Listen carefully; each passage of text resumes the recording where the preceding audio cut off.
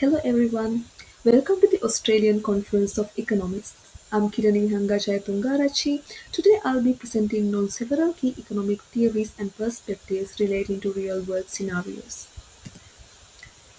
Throughout this presentation, I'll be exploring several key topics such as consumer and producer surplus, impact of consumption taxes on consumer and producer welfare, tax on imports, impact of generative AI on the labor market, as well as productivity and output, and ultimately behavioral economics and unhealthy food choices.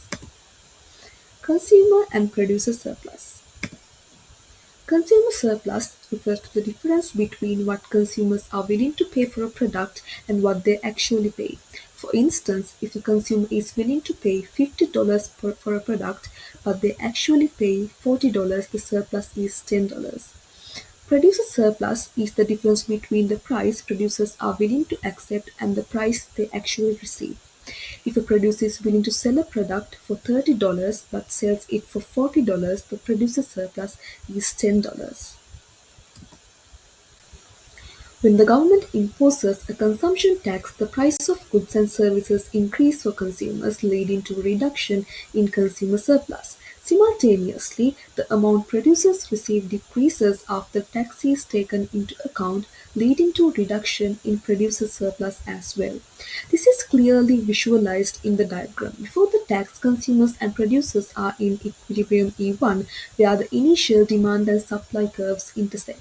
However, after tax is imposed, the new equilibrium price for consumers increases and the price producers receive decreases, shifting the demand towards downwards. Deadweight loss represents the loss of economic efficiency when the optimal equilibrium outcome is not achieved. In this case, deadweight loss is the loss in total welfare through the combined consumer and producer surplus decline resulted from the tax. In this diagram, the upper half of the deadweight loss triangle could be considered as the loss to consumer, as well as the lower half of the triangle could be considered as the loss to producer. Tax on imports.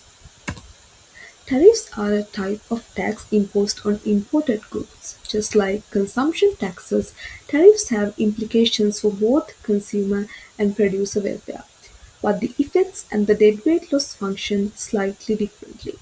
Imagine a country that imports shoes at a lower price due to cheaper production costs overseas. Without tariffs, domestic consumers benefit from lower prices and domestic producers compete with foreign imports selling a smaller quantity of goods at the world price. Now let's consider the impact of tariffs on imported goods using a demand and supply diagram. In a free trade scenario, the equilibrium price is set by global competition. Domestic producers supply a portion while the rest is imported. When a tariff is imposed, the supply curve shifts upward, raising the price of imported goods. This reduces the quantity imported and allows domestic producers to supply a larger share at a higher price. Unlike the deadweight loss in consumption taxes where the loss is due to reduced consumption, the deadweight loss in tariff scenario comes from both reduced consumption and inefficiencies in production as domestic producers are being protected from global competition. Impact of generative AI on the labor market. The first scenario, reducing inequality. Generative AI, such as AI tools that create content or automate complex processes, is revolutionizing industries. But how will it impact labor market inequality? Let's dive into that. In this scenario, generative AI democratized across industries and levels of skill. AI becomes a tool that enhances productivity for workers across the board, including low-skilled workers who benefit from improved tools and more efficient workflows. With AI making workers more productive, firms will increase their demand for labor, which shifts the labor demand curve to the right.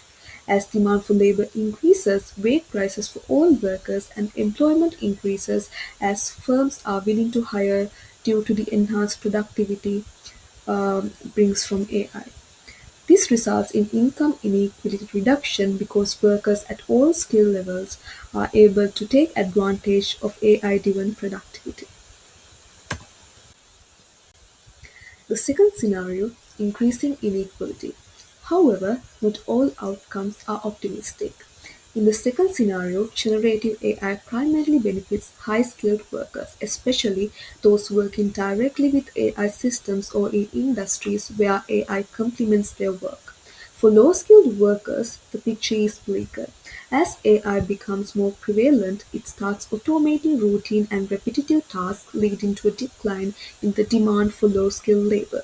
The demand curve for low-skilled workers hence shift to the left, reducing both wages and employment opportunities for this group.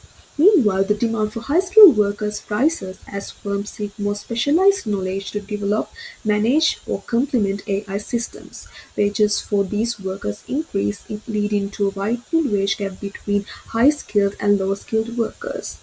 This scenario paints a picture of a polarized labor market where high-skilled workers thrive and low-skilled workers face increasing wage stagnation and job displacement, thereby increasing inequality.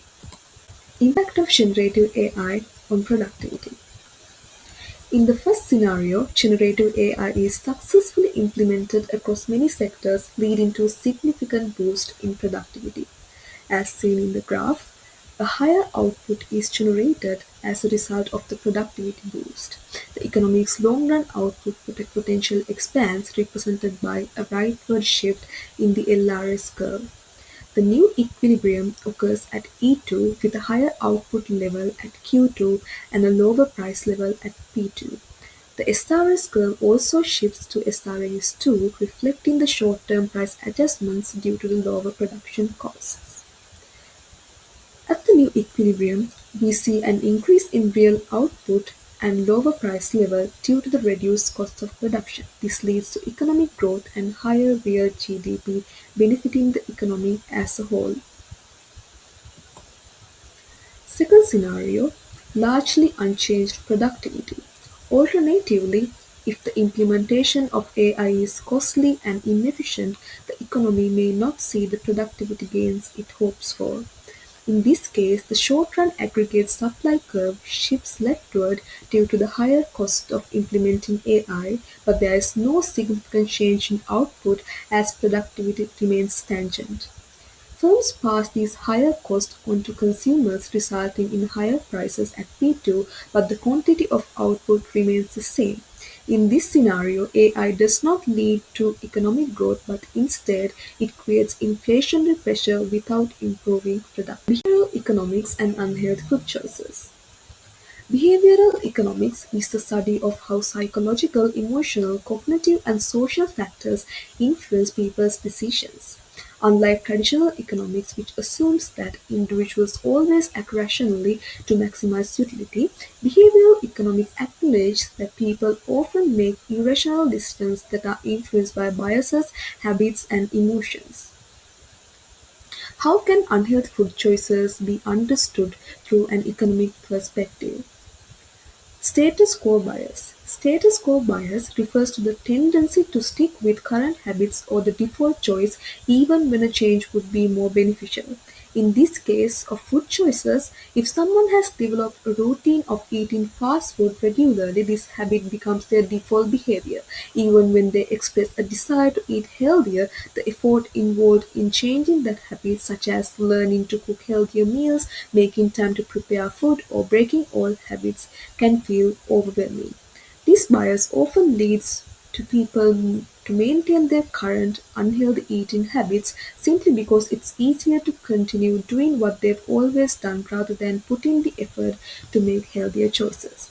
Farming effects. Farming effects occur when people make different decisions based on how information or choices are presented, rather than on the actual substance of the decision itself. For instance, in the contents of food, unhealthy options are often framed in a way that makes them more appealing. Marketers present fast food as convenient, indulgent, or comforting, appealing to people's immediate desires. On the other hand, healthy food might be framed as requiring more effort to prepare or as being less exciting. This type of framing encourages people to focus on short-term benefits of unhealthy food, such as immediate gratification in terms of taste and convenience, while downplaying the long-term negative consequences such as health issues. With that, we've come to the end of our presentation. Thank you for your participation.